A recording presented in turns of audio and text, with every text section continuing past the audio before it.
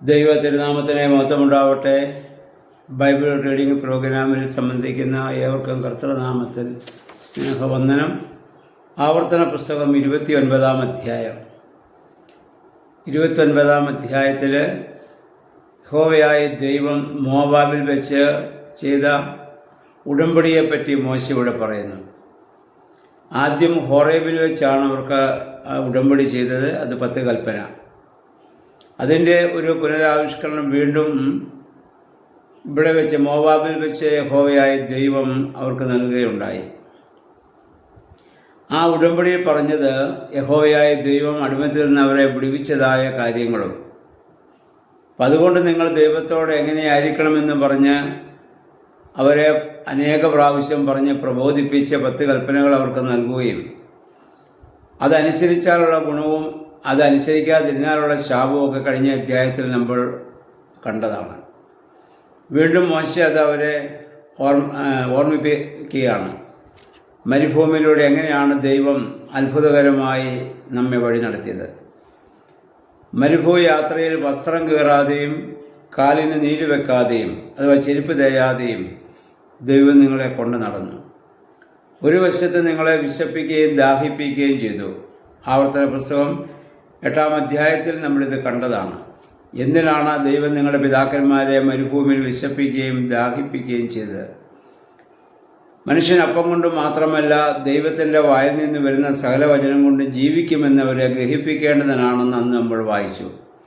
ദൈവമാണ് നിങ്ങളെ സംരക്ഷിക്കുന്നതെന്നും ദൈവമാണ് വഴി നടത്തുന്നതെന്നും ആ ദൈവത്തോടുള്ള ബന്ധം വിട്ടുമാറാതിരിക്കുന്നതിനുമാണ് അങ്ങനെയുള്ള ചില ശോധനകളിലൂടെ ദൈവം നിങ്ങളെ കടത്തിക്കൊണ്ടു പോകുന്നതും അതിനുശേഷം അത്ഭുതകരമായ വിടുതൽ തരുമ്പോൾ ദൈവത്തോടുള്ള സ്നേഹവും വിശ്വാസവും നിങ്ങൾക്ക് വർദ്ധിക്കുകയും ചെയ്യും.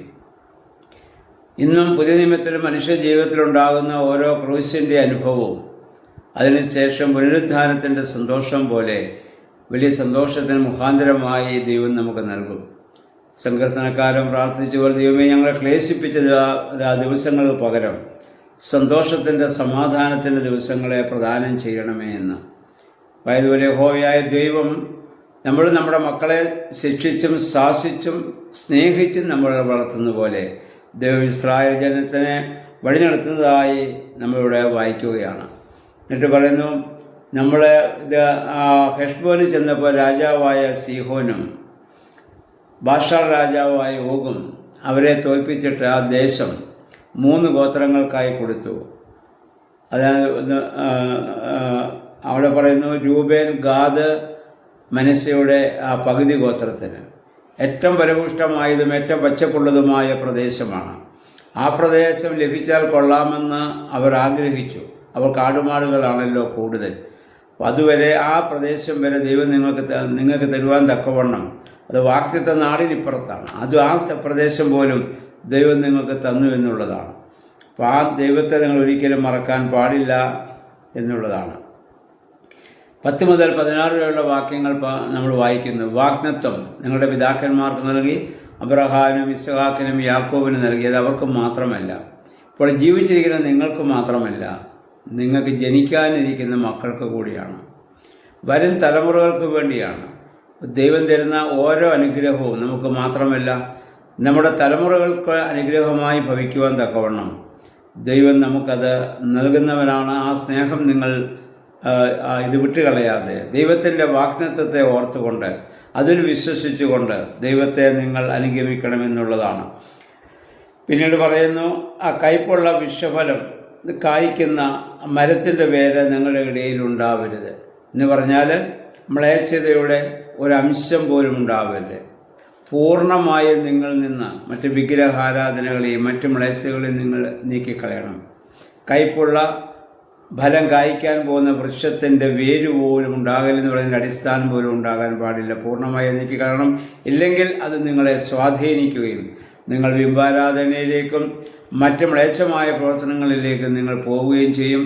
അങ്ങനെ ചെയ്യുന്നവരെ നിങ്ങളുടെ ഇടയിൽ നിന്ന് പൂർണ്ണമായിട്ട് നിങ്ങൾ നീക്കിക്കളയണം. എന്നിട്ട് നിങ്ങൾ വിശുദ്ധരാണ്, യഹോവ വിശുദ്ധനായിരിക്കുന്നത് പോലെ നിങ്ങളും വിശുദ്ധരായിരിക്കുവീൻ എന്ന് ദൈവം പറഞ്ഞ വചനം വീണ്ടും നമ്മളെ മോശ ഈ ഇവിടെ വെച്ച് ആ ഇസ്രായേൽ ജനത്തെ ഓർമ്മപ്പെടുത്തുകയാണ്. അതുകൊണ്ട് നമ്മളും നമ്മുടെ ഇന്നത്തെ ജീവിതവുമായി ഇതിനെ ബന്ധപ്പെടുത്തി നമ്മൾ ചിന്തിക്കേണ്ടതാണ്. എന്നിട്ട് പറഞ്ഞു, അങ്ങനെ ആ മ്ലേച്ഛം നീക്കപ്പെടുന്നില്ലെങ്കിൽ നിങ്ങളുടെ ദേശം ഇത് ശപിക്കപ്പെടും, അവിടെ ശാപമുണ്ടാകും. അപ്പം അതിൻ്റെ ഫലമായിട്ട് എന്താ ചെയ്യുന്നത്? ഫലമൂലാദികളൊന്നും നിങ്ങൾക്കിനി ഉണ്ടാവില്ല. നിങ്ങളുടെ ദേശം മുഴുവൻ വരണ്ടു പോകും. ഇപ്പോൾ നല്ല അനുഗ്രഹം ലഭിക്കുന്ന ഒരു ദേശമാണ്. ദൈവത്തെ നിങ്ങൾ അനുസരിച്ച് ദൈവിക കൽപ്പനയ്ക്ക് വിധേയമായി ജീവിച്ചാൽ ദേശം നിങ്ങൾക്ക് അനവരതമായ ഫലങ്ങളെ തരും. ഇല്ലെങ്കിൽ ആ ദേശം നിങ്ങളോട് പ്രതികരിക്കും, അത് നിങ്ങൾക്ക് ഫലം തരാതിരിക്കും. കായേൻ ഹാബേലിനെ കൊന്നു കഴിഞ്ഞപ്പോൾ യഹോവയായ ദൈവം കായന് കൊടുത്ത ശാപവും ഇത് തന്നെയാണല്ലോ. ഇനി മേലാൽ ഭൂമി തൻ്റെ വീര്യം നിനക്ക് തരികയില്ല. നിന്റെ അനുജൻ്റെ രക്തം ഭൂമിയിൽ നിന്ന് എന്നോട് നിലവിളിക്കുന്നു. അതുകൊണ്ട് ഇനി ഈ ദേശം പൊട്ടി ശാപഗ്രസ്തനായി പോകണം.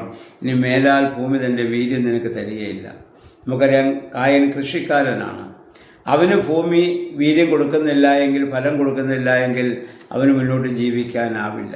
എന്ന് പറഞ്ഞാൽ കായൻ ഹാബേലിനെ കൊന്നപ്പോൾ അവനെതിരായത് ഈ ഭൂമിയാണ്, അഥവാ പ്രപഞ്ചമാണ്. അതായത് ഞാൻ നിങ്ങൾക്കെതിരാകുമ്പോൾ, നിങ്ങൾ എനിക്കെതിരാകുമ്പോൾ ഈ പ്രപഞ്ചം നമുക്കെതിരാകും. ഭൂമിയിലുണ്ടാകുന്ന എല്ലാ കലാമിറ്റീസ്, എല്ലാ പ്രകൃതിക്ഷോഭങ്ങൾക്കും നാശങ്ങൾക്കും എല്ലാം മൂലകാരണമായിട്ട് പരിസ്ഥിതി ദൈവശാസ്ത്രം പറയുന്നത് മനുഷ്യൻ്റെ രക്തം ഭൂമിയിൽ വീഴ്ത്തുന്നെന്നും രക്തം കുടിക്കുന്ന ഭൂമി പ്രതികാരദാഹിയായി മനുഷ്യനോട് പ്രതികരിക്കുന്നുവെന്നുമാണ്. അപ്പോൾ അതനുസരിച്ച് ഞാൻ ദ്രോഹിച്ചാൽ ആ വ്യക്തിയോട് മാത്രമല്ല, ഈ പ്രപഞ്ചത്തോട് പോലും ചെയ്യുന്ന ദ്രോഹമാണെന്ന് മനസ്സിലാക്കി ജീവിപ്പാൻ നമുക്ക് ഇടയായിട്ട് തീരേണ്ടതാണ്. 29-ാം വാക്യം വരുമ്പം പറഞ്ഞു, രഹസ്യം ദൈവത്തിൻ്റേതാണ്, വെളിപ്പെടുത്തപ്പെട്ട രഹസ്യം മാത്രം നമുക്ക് നമ്മുടെ സന്തതികൾക്കും ദൈവം നൽകി. ദൈവത്താൽ വെളിപ്പെടുത്തപ്പെട്ട രഹസ്യങ്ങളാണ് ദൈവവചനത്തിലുള്ളത്. അതാണ് വിശുദ്ധ ബൈബിള്. അത് ദൈവം നമുക്ക് വെളിപ്പെടുത്തി തന്ന ദൈവികമായ സ്നേഹത്തെക്കുറിച്ചും ദൈവികമായ പദ്ധതികളെക്കുറിച്ചുമുള്ളതാണ്.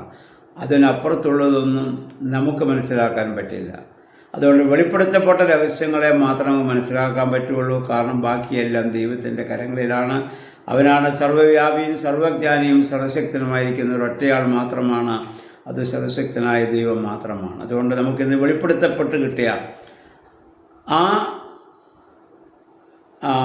വെളിപാടുകളെ ആ വചനത്തിനനുസരണമായി ജീവിക്കുവാനും പ്രവർത്തിക്കുവാനും നമുക്ക് സാധിക്കുക. മനുഷ്യരക്ഷയ്ക്ക് ആവശ്യമുള്ളതൊക്കെ ദൈവം നമുക്ക് വെളിപ്പെടുത്തി തന്നിട്ടുണ്ട്. അതുകൊണ്ട് അതിന് വിധേയമായി ജീവിക്കുവാൻ നമുക്ക് സാധിക്കാം. ദൈവമേ, ഓരോ അധ്യായവും ഓരോ ദിവസവും ബൈബിൾ വായിക്കുമ്പോഴും ദൈവമേ, പരിശുദ്ധാത്മാവേ, ആ ദൈവികമായ രഹസ്യങ്ങൾ എന്തെന്ന് ഞങ്ങൾക്ക് മനസ്സിലാക്കി അതനുസരിച്ച് ജീവിതത്തെ ക്രമപ്പെടുത്തുവാൻ ഇടയാകണമേ നമുക്ക് പ്രാർത്ഥിക്കാം. ദൈവം അതിന് നമ്മെ സഹായിക്കുമാറാകട്ടെ.